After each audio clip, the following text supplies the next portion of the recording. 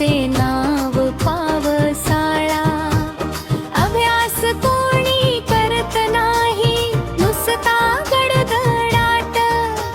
शिक्षकांचा पत्ता नाही, गायब खडूनी फळा.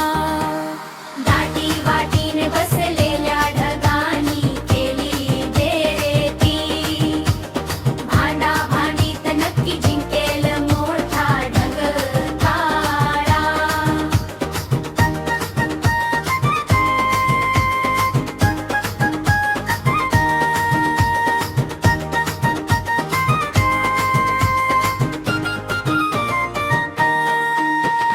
अचानक वीज कडकडली, घाबरला ढग छोटा.